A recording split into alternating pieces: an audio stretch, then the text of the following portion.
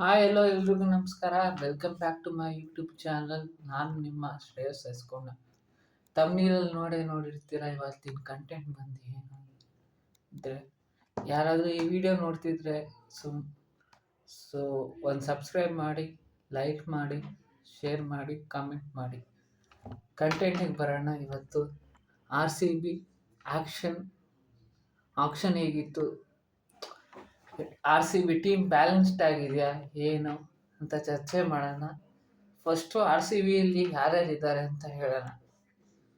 So RCBಯಲ್ಲಿ first Virat Kohli, Rajat Patidar, Phil Salt ಬಂದು ಒಂದು ವಿಕೆಟ್ ಪ್ಲೇಯರು, ಒಂದು ಬ್ಯಾಟ್ಸ್ಮ್ಯಾನು, ಒಂದು ಆಲ್ರೌಂಡರು. ನಿತೇಶ್ ಶರ್ಮಾ ಇದ್ದಾರೆ, ದೇವದತ್ ಪಡಿಕ್ಕಲ್ ನಮ್ಮ ಕನ್ನಡದವರು, ಅವರು ಬ್ಯಾಟರು. ಸ್ವಸ್ತಿಕ್ ಚಿಕ್ರಾ ಅವರು ಬ್ಯಾಟರ್ ಬಂದು. Living stone all-rounder. Krunal Pandya all-rounder. Swapnil Singh all-rounder, bowler ಮತ್ತು ಬ್ಯಾಟ್ಸ್ಮ್ಯಾನ್ ಎರಡೂ. ಟೀಮ್ ಡೇವಿಡ್ ಮುಂಬೈ ಇಂಡಿಯನ್ಸಲ್ಲಿ ಇದ್ದಿದ್ದು ಪ್ಲೇಯರು. ಒಂದು ಫಿನಿಷರ್ ರೋಲ್ ಪ್ಲೇ ಮಾಡ್ತಾರೆ, ಇವರು ಆಲ್ರೌಂಡರು. ರ್ಯಾಮ್ರೋ ಶೆಫರ್ಡ್ ಇವರು ಆಲ್ರೌಂಡರು. ಮನೋಜ್ ಬಂಡಿಗೆ ಇವರು ಕನ್ನಡದವರು, ಇವರು ಆಲ್ರೌಂಡರು.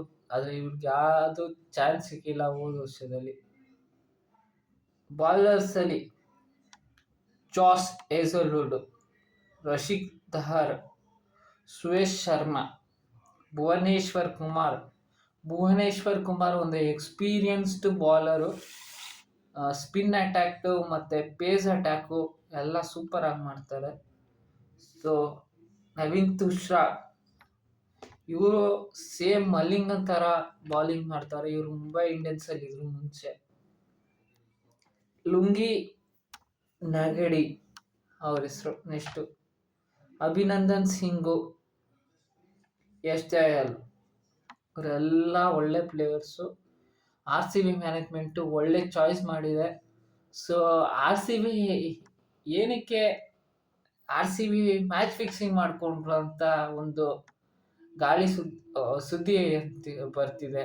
ಹೌದು, RCB ಮ್ಯಾಚ್ ಫಿಕ್ಸಿಂಗ್ ಮಾಡ್ಕೊಂಡಿದ್ರು. ಅದ್ರ ಬಗ್ಗೆ ನಾನು ಏನು ಮಾತಾಡೋಕೆ ಬರ್ತಿಲ್ಲ. RCB ಏನು ಮ್ಯಾಚ್ ಫಿಕ್ಸ್ ಮಾಡಿದ್ರೆ ನಾನು ಲಾಸ್ಟಲ್ಲಿ ಮಾಡ್ತೀನಿ. ಯಾರ್ಯಾರು ಎಷ್ಟೆಷ್ಟಕ್ಕೆ ಹೋಗಿದ್ರು ಅಂತ ನಾನು ಹೇಳ್ತೀನಿ ಇವಾಗ.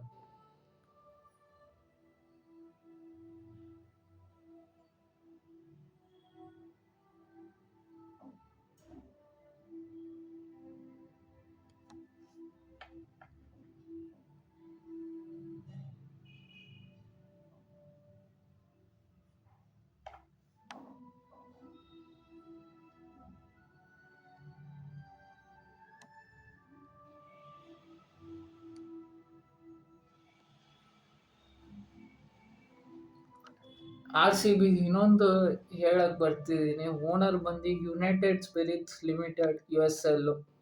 ಕೋಚ್ ಬಂದು RCB coach Andy flower. Venue ಬಂದು RCB ವೆನ್ಯೂ ಚಿನ್ನಸ್ವಾಮಿ ಸ್ಟೇಡಿಯಮಲ್ಲಿ ನಡೆಯುತ್ತೆ.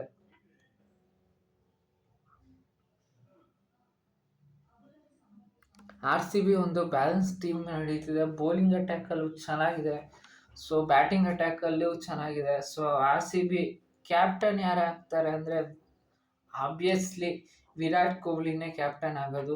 ಸೊ ಯಾರ್ಯಾರು ಯಾವ ಫಾರ್ಮ್ ಯಾವ್ಯಾವ ಇದಲ್ಲಿ ಬರ್ತಾರೆ ಅಂತ ನನ್ನ ಗೆಸ್ ಏನೇನು ಅಂದರೆ, ಫಸ್ಟ್ ಕ್ಯಾಟಗರಿ ಬಂದದು Rajat Patidar, first down. Second down ಬಂದು ಲಿವಿಂಗ್ ಸ್ಟೋನ್ ಬರ್ತಾರೆ.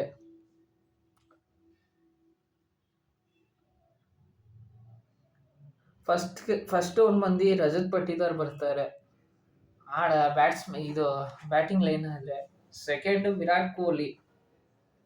ಥರ್ಡು ವಿಕೆಟ್ ಕೀಪರ್ ಮತ್ತು ಒಂದು ಬ್ಯಾಟ್ಸ್ಮ್ಯಾನ್ ಅಂದರೆ ಫಿಲ್ ಶಾಟ್ ಬರ್ತಾರೆ.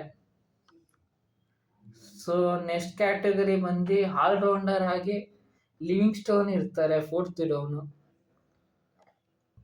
Fifth down Krunal Pandya. Sixth down Tim David. Tim David ಇರ್ತಾರೆ. ಆಲ್ಮೋಸ್ಟ್ ಆಲ್ ಒಳ್ಳೆ ಬ್ಯಾಟ್ಸ್ಮನ್ ಇದೆ, ಒಳ್ಳೆ ಬ್ಯಾಟಿಂಗ್ ಅಟ್ಯಾಕು, ಒಳ್ಳೆ ಬೌಲಿಂಗ್ ಅಟ್ಯಾಕು ಇದೆ ನಮ್ಮಲ್ಲಿ. ಆದರೆ ಇಲ್ಲಿ RCB ಯಾಕೆ ವಿಲ್ ಜಾಕ್ಸ್ನ ತಗೊಳ್ಲಿಲ್ಲ, ಏನಕ್ಕೆ ಮುಂಬೈ ಇಂಡಿಯನ್ಸ್ ತಗೊಂಡ್ರು ಅಂತ ಇಲ್ಲಿ ಹೇಳ್ತೀನಿ ನೋಡಿ ವಿಡಿಯೋದಲ್ಲಿ.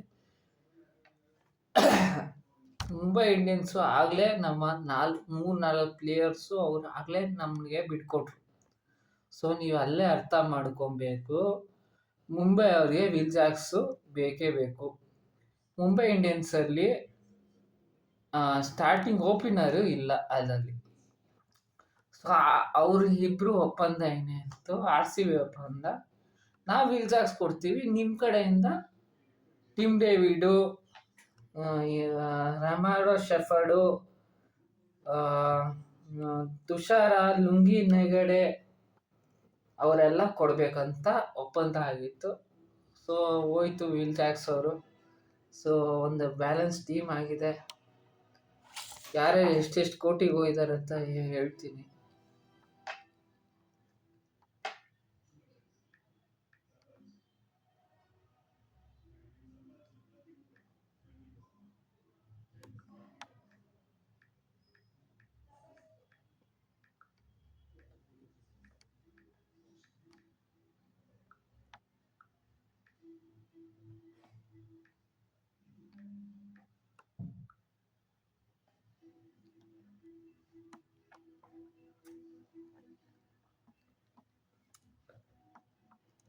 ಲಿವಿಂಗ್ ಸ್ಟೋನ್ ಬಂದು 8.75 crore ಹೋಗಿದ್ದಾರೆ RCBಗೆ. ಫಿಲ್ಸಾಟ್ ಬಂದು 11.50 crore ಹೋಗಿದ್ದಾರೆ.